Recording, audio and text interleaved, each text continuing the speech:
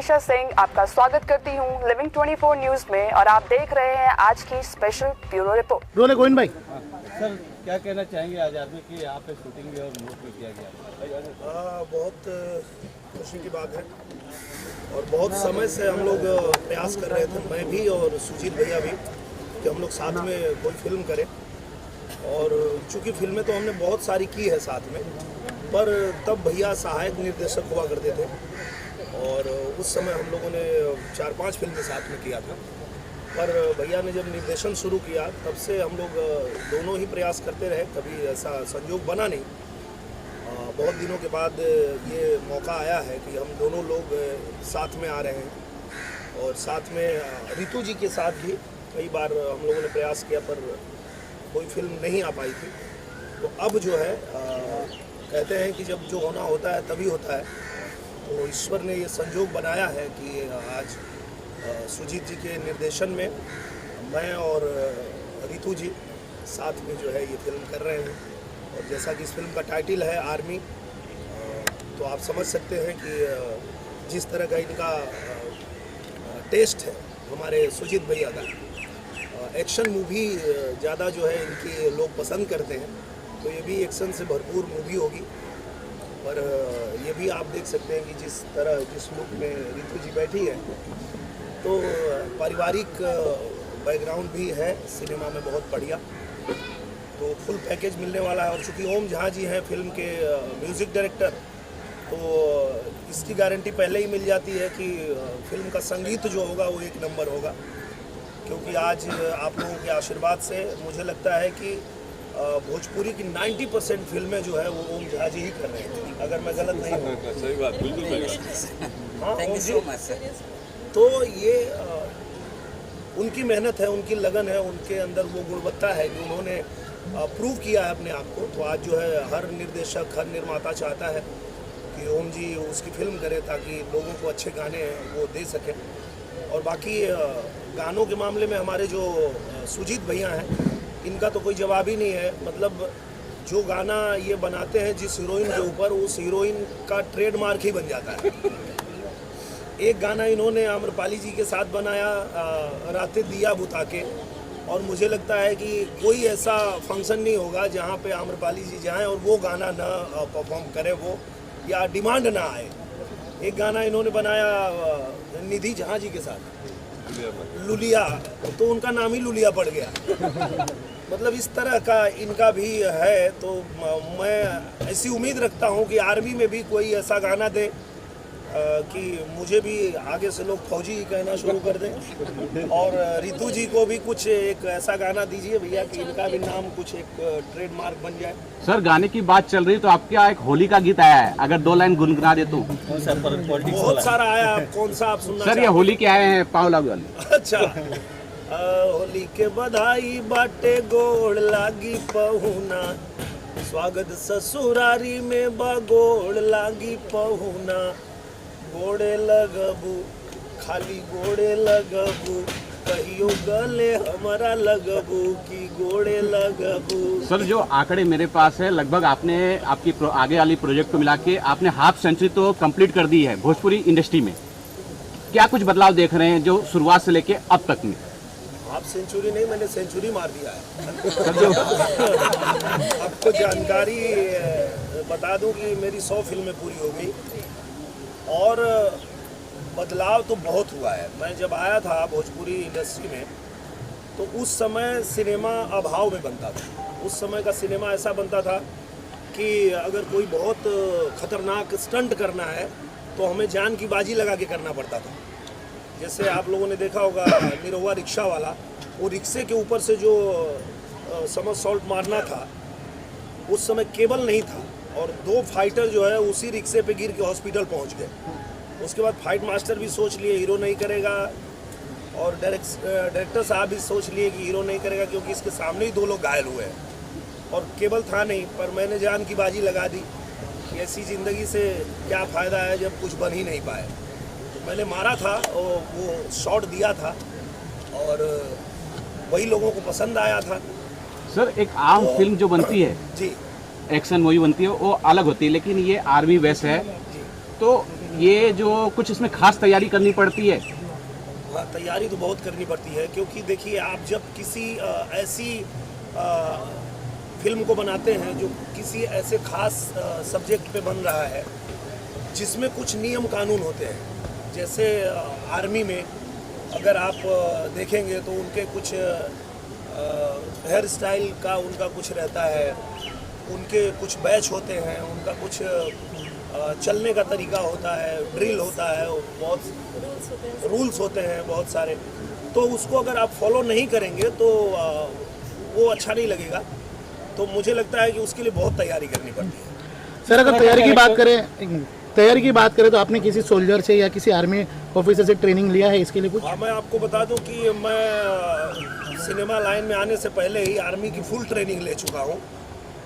जब मैं बंगाल में पढ़ता था तो बटालियन 1 जिसका नाम था बंगाल बटालियन 1, उसमें मैंने एनसीसी किया था। और एनसीसी इसलिए ही कराया जाता है कि भारत सरकार हमारे देश के बच्चों को आर्मी की पूरी ट्रेनिंग अपने खर्चे पे देती है, और जब भी देश में आपातकालीन स्थिति होती है तो उनको बुलाया जाता है और उनको जाना पड़ता है, वो किसी भी फील्ड में हो। तो आज मैं भले फिल्मों में हूँ, लेकिन अगर देश में कभी आपातकालीन स्थिति हुई तो मैं बॉर्डर पे जाके लड़ूंगा, इतनी ट्रेनिंग मैंने लिया हुआ है। मैम आपसे जानना चाहेंगे कि आज इस फिल्म में आपका किस तरह का रोल है और आज यहाँ कोई शूटिंग कर रहे हैं, उस बारे में बताइए। सबसे पहले अपने सभी दर्शकों को प्रणाम। मैं आपकी रितु सिंह, और इस फिल्म का मैं क्या बोलूँ, बिकॉज जो आर्मी टाइटल है अपने आप में एक बहुत प्राउडी टाइटल है। तो उसमें आप देख रहे हैं getup is just a married women है, न्यूली मैरिड वुमेन है, जो एक आर्मी ऑफिसर की जो वाइफ होती है उसका किरदार में प्ले कर रही हूँ दिनेश सर के अपोजिट। एंड एक जो घरेलू हाउस वाइफ होती है उसका किरदार, उसका सपोर्ट क्या रहता है, ऑल अबाउट गेटअप यही है। और मुझे लगता है कि जो किरदार रितु जी निभा रही हैं हमारे हिंदुस्तान में, इसको हम कह सकते हैं कि इससे बड़ी जो बलिदान की देवी कह लीजिए, जो भी कह लीजिए, मुझे नहीं लगता है कि कोई हो सकता है जो आर्मी ऑफिसर की वाइफ होती हैं। आज हम आप अपने घर से बाहर निकलते हैं तो हमारे घर के जो परिवार के लोग हैं उनको पता है हम शाम को आएंगे, फिर भी वो 50 बार फ़ोन करके और पूछते हैं कि आप कैसे हो, घर अभी आए नहीं, पहुँचे नहीं। आर्मी ऑफिसर की वाइफ का क्या कलेजा होगा, आप सोचिए कि वो बॉर्डर पे जा रहे हैं, पता नहीं जीवित वापस आएंगे कि नहीं, इसके बाद भी उनको भेजती हैं, तो उनका तो जिगरा मानना पड़ेगा, और वो किरदार निभा रही हैं रितु जी। सूजी जी, इस फिल्म के बारे में कुछ आप बता सकते हैं, कुछ कहानी के बारे में कुछ डिटेल देंगे? नमस्कार, हमारे यहाँ जितने भी मीडिया कर्मी हैं आए हैं सबको बहुत बहुत तहे दिल धन्यवाद। आर्मी के बारे में सिर्फ इतना ही कहूँगा कि जैसे भैया दिनेश जी अभी बोले कि हम दोनों भाई लगभग 10-12 साल से साथ में काम करते हैं, तो एक होता है कि भैया का एक्शन पैटर्न, मेरा एक्शन पैटर्न, साथ में काम करने का संजोग बनते बनते संजोग में सबसे बड़ा हाथ जो है हमारे जो प्रोड्यूसर है मुरली लालवानी जी, इनका एक था कि नहीं दिनेश जी के साथ में काम करना है। और हमारी मैडम जो है मनोरमा जी हमेशा बोलती थी कि आप किसी भी हीरो के साथ में काम करो, लेकिन दिनेश जी के साथ में काम करो तब मुझे लगेगा कि हम फिल्म कर रहे हैं। क्योंकि हमारे बच्चे लोग जब भी आते थे सेट पे तो हमेशा, आज भी वो बच्चे लोग बोलते हैं हम तो दिनेश अंकल को जानते हैं, जब बड़े हो गए सब कॉन्वेंट में पढ़ रहे हैं, लेकिन आज भी बोलते थे। सर आपकी जो पिछली फिल्म है एक्शन मूवी है, सर ने भी बोला एक्शन मूवी आपने काफ़ी अच्छे से डायरेक्ट करते हैं, ऐसी कोई पाइपलाइन में है मूवी जिसमें किसी भी तरह का मारधाड़ नहीं है, ऐसी कोई है पिक्चर आप कर रहे हैं, डायरेक्ट कर रहे हैं? नहीं, ऐसा नहीं, क्या होता है ना कि डिपेंड हमारा स्क्रिप्ट क्या है। जैसे भैया ने बोला आर्मी, ये एक आर्मी है, ये इस फिल्म के अंदर क्या है कि जो आज बॉर्डर पे, आज बर्फ में जगह जगह पे आदमी जान पे खेल के आर्मी जो हमारे देश की सुरक्षा कर रहे हैं, उनकी वजह से हमारे चैन की नींद सो रहे हैं। तो कम से कम हम उस फिल्मों के माध्यम से वो हमारे असली हीरो है, जिन्हें भैया ने कहा कि नहीं हमारे जो असली हीरो है उसका प्रेजेंटेशन क्या होता है, लोगों तक कैसे पहुँचे, यही आर्मी। बिल्कुल, इसमें बेसिकली क्या बताना चाहते हैं, क्या मैसेज देना चाहते हैं इस फिल्म के जरिए? मैसेज यही है कि हमारे देश के जो सबसे बड़े हीरो हैं वो आर्मी के ही ऑफिसर हैं, आर्मी के ही जवान हैं। तो हमें लगता है कि बाकी विषयों पे फिल्म तो हम बनाते ही रहते हैं, अपने रियल हीरो लोगों को समर्पित करके एक फिल्म हमको बनानी चाहिए और इसलिए ही हम ये फिल्म बना रहे हैं। इसकी शूटिंग सर क्या बॉर्डर पे भी करने वाले जो रियल लुक होता है आर्मी जी हाँ जी, जी बॉर्डर पे यहाँ तो सिर्फ गाने से शुरुआत हुई है, बाकी पूरी फिल्म तो बॉर्डर पे ही होगी। बॉर्डर समझिए जो अपना ये इंडिया पाकिस्तान बॉर्डर है वहाँ भी होगी, यूपी में होगा, 3-4 लोकेशन। रिलीज करने का कब तक प्लानिंग चल रहा है? सर बॉर्डर मूवी से कितना अलग होगा सर? ये आपकी बॉर्डर मूवी भी आई थी बॉर्डर से होगी। बिल्कुल अलग है, क्योंकि बॉर्डर में जो मेरा किरदार था वो अलग ही था। एक किसान का बेटा था और वो उसके भाई को पकड़ लेते हैं लोग, तो वो जाता है उसको छुड़ाने के लिए आर्मी में ही भर्ती हो जाता है।